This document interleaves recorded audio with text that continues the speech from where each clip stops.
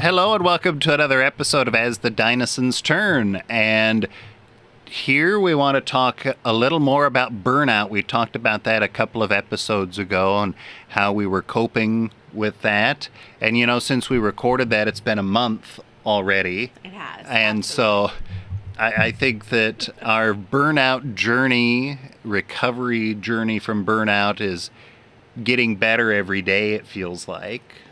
Well, there are a few things. I mean, like I said, last time I was like, I think I'm ready to go back to therapy. And I've been back to therapy, and I am so grateful that I can do therapy online and from the lovely portion of my backyard and deal with my same therapist, which is fantastic. But, we've found that we really needed more of a spiritual way in order to deal with some of these things in ways that we were really looking, and I am looking particularly to be creative again. And I find when I'm burned out or stressed out, that's one of the very first things to go is any form of creativity, which actually is detrimental because that's how I deal with stress. And that's how I kind of process things. So we've been working on making art and making sure that we are purposefully putting creativity back on the table, right?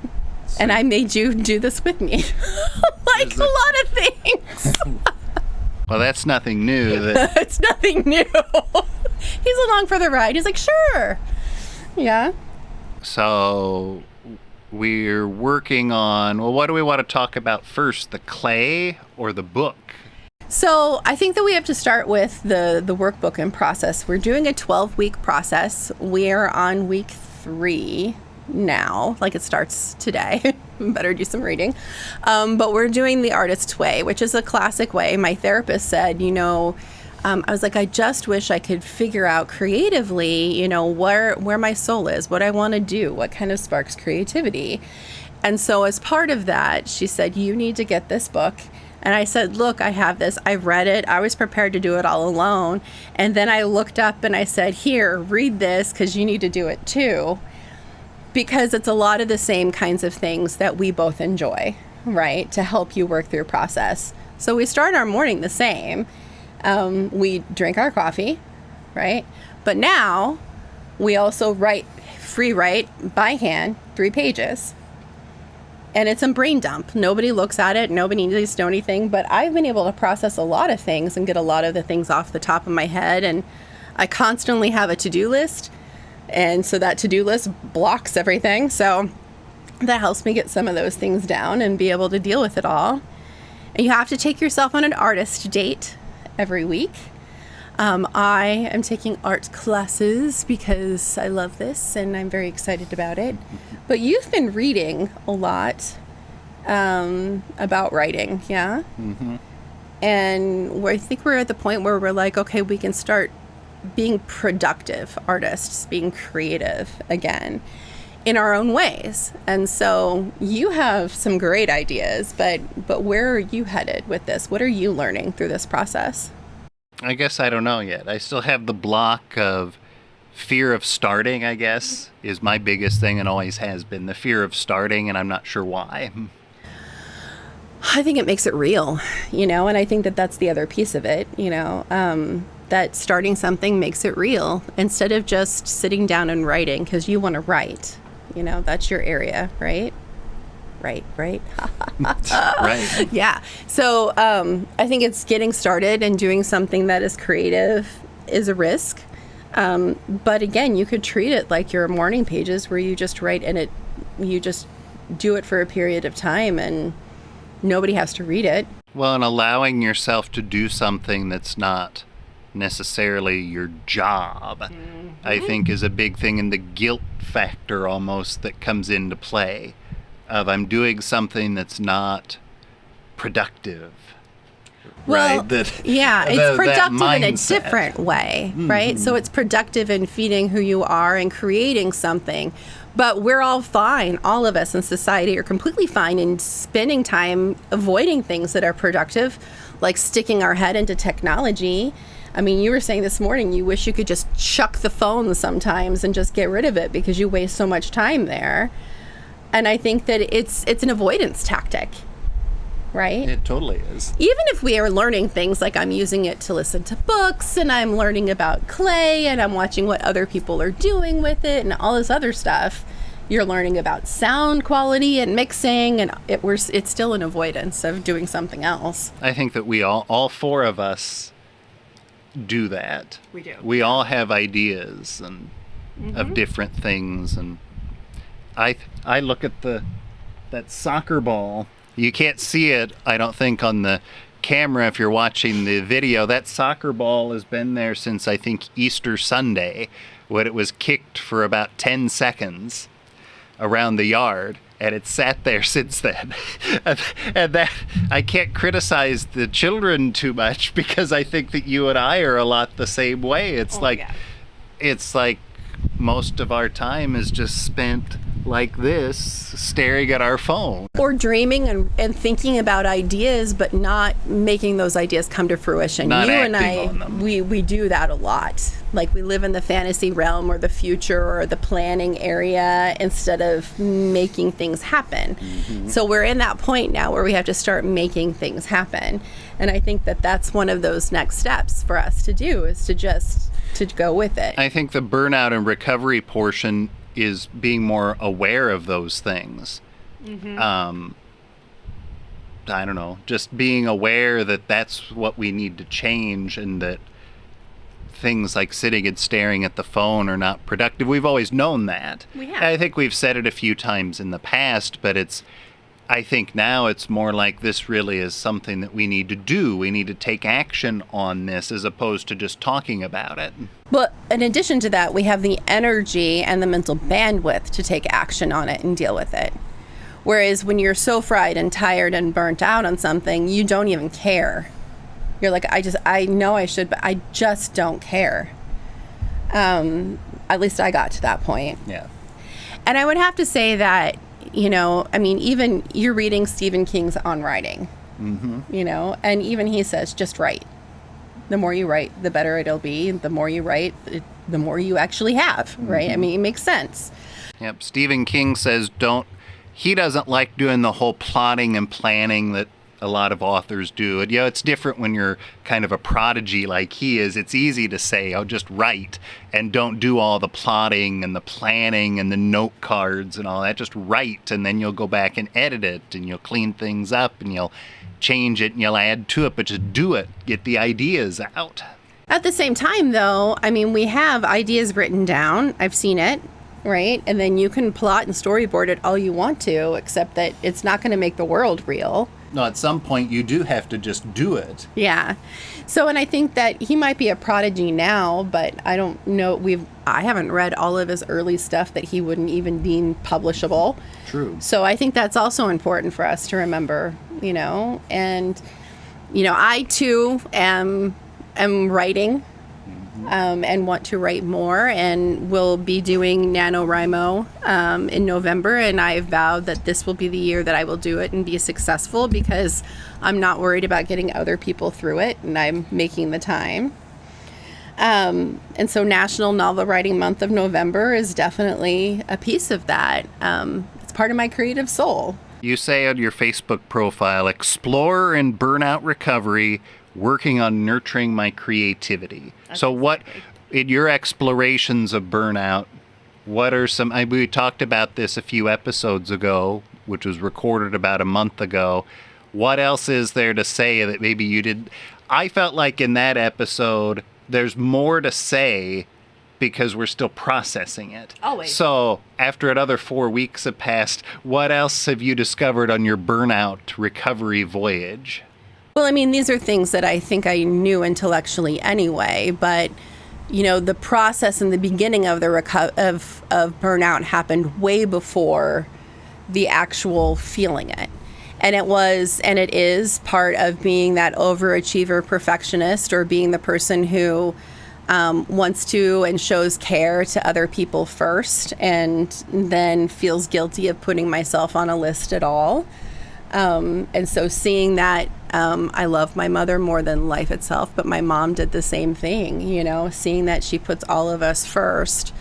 And I did that with my students, but I did that with the institution. I did that like institution first. And at one point, I took myself off the list because I didn't have enough time, I thought, to leave myself on. I was being pulled in too many directions.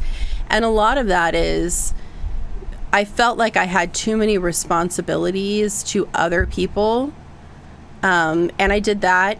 And I did have responsibilities. Was there anything absolutely keeping me from drawing a line other than myself? No.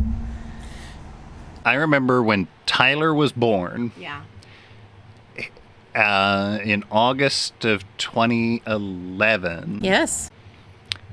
You didn't even take your maternity leave. You took literally like 2 or 3 days off, and then we're back at it because I remember your quote, "The students and the school need me." Well, my colleague was on sabbatical. They wouldn't pay my other colleague to cover my classes for 6 weeks. And so I didn't want anyone else to be taken advantage of. And I was the other tenured member of the program. And so I went back. I went back the Tuesday after Labor Day. Mm-hmm. Would I do it again? No. But I also was at the place where I hadn't been disillusioned yet to the point that I really thought the institution cared more about us and our students and our program than they did. And so was I disillusioned? Was I put out? Yes. But I, had other things. I had conferences and things like that. I was traveling when Tyler was, 5 weeks old because I had a conference to go to and present at and all of these things, and that I was never going to miss because it was the author I specialized in was the guest host, and I helped recruit and all of those things. And so there are things that I was doing for myself as well, but it was not a healthy environment in any way, shape, or form. But I also was not healthy or strong enough to see anything differently. I truly believed that that's what we were supposed to do. I'm not saying how insane it was. I know for me, one of the things that's affected the burnout and caused it, I suppose, is the idea that hard work in and of itself will make everything better. And of course you have to work hard. I mean, that's just kind of the prerequisite. But I mean, driving yourself into the ground is going to, when I worked in radio, I would work 80-hour work weeks because I was building a career. Mm-hmm. And someday, all of this that I'm doing is going to result in me making a whole bunch more money and all this other stuff, and it never happened. And then I changed careers, and working all these hours is going to result in big payoff down the road. And I've built something that can pay a salary to me that's actually reasonable now. But it also was a lot of work without corresponding reward. There's also a lot of work with the assumed purpose. And so like the assumed gratification is coming later on. Like there is a purpose, but it's going to come later. It will pay off. Well, I mean, we were raised that way. You work hard and eventually your time will come. And, to be fair, when Tyler was born, that was the year I was up for tenure. It was all kinds of additional things on top of that. And so you just do it because now is the time, and I think that that's a large piece of it. I like to say people our age in particular, we were always told a ship would come in for us. Just keep working hard. It's okay. The ship is coming. And it will pay off. And it seems like the ship has sunk somewhere out in the ocean. It's the Titanic. Right. No, I have to say, like, I think that we bought it. And honestly, I think everything happens for a purpose, I know we raise our children differently to think about those things. Like, okay, so, I mean, even my mom tried, like, what are the consequences? There are consequences of every decision and every action.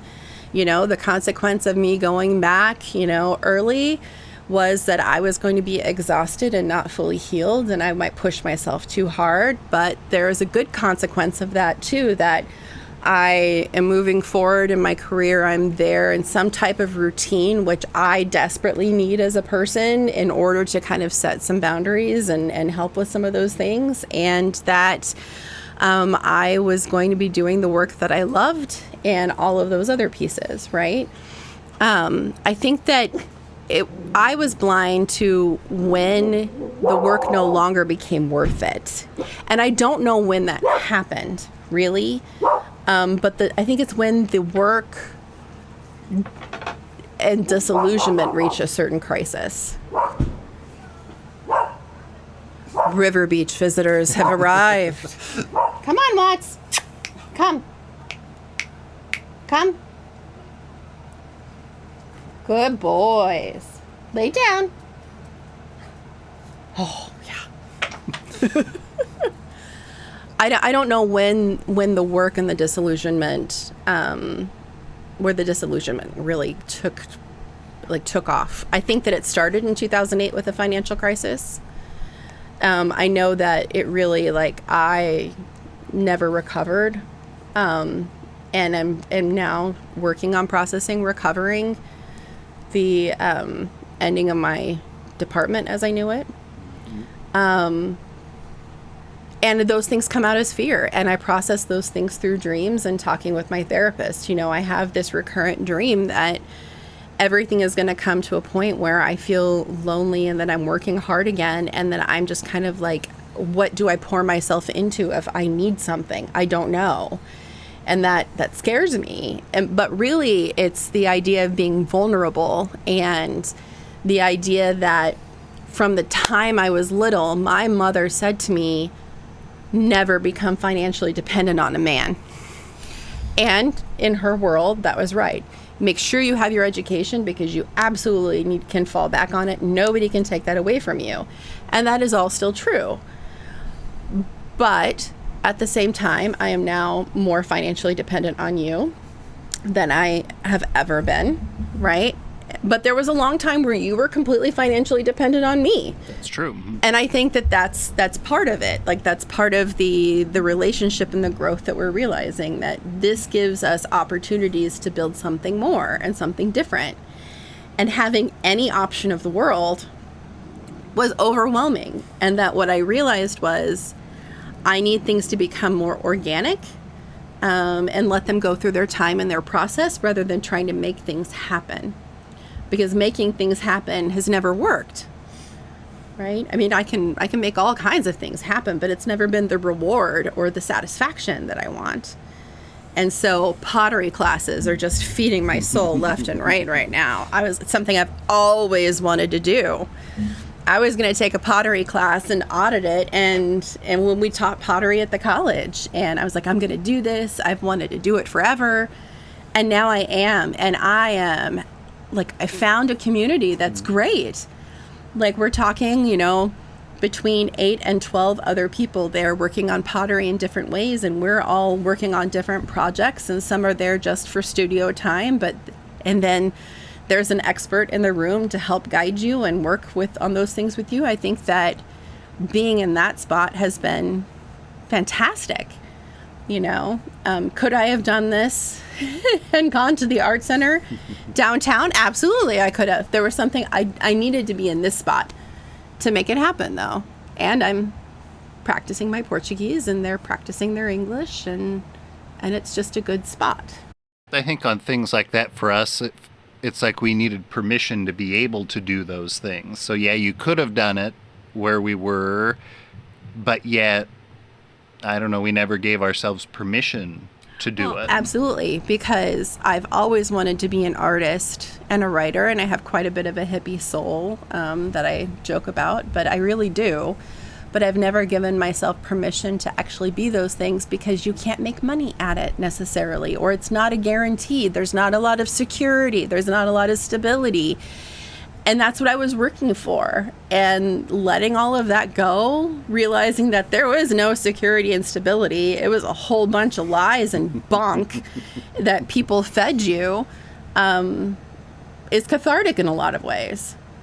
It really is. And I've gone back to projects that, you know, I did things in graduate school. I was constantly doing art and those kinds of things when I was in graduate school and doing my PhD because I needed something. And I was by myself and I had cats.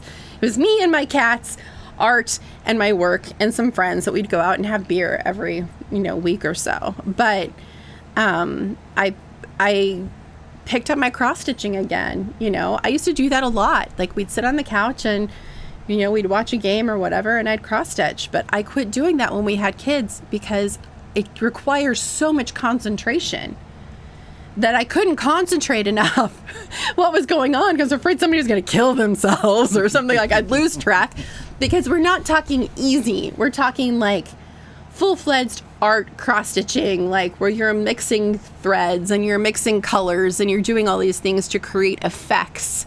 And it's one stitch here and one stitch there. And it was just like, okay, I have the bandwidth to do that now. And I am going to finish your stocking. I'm impressed. Oh, my God. 16 years late. But you're going to have it, babe.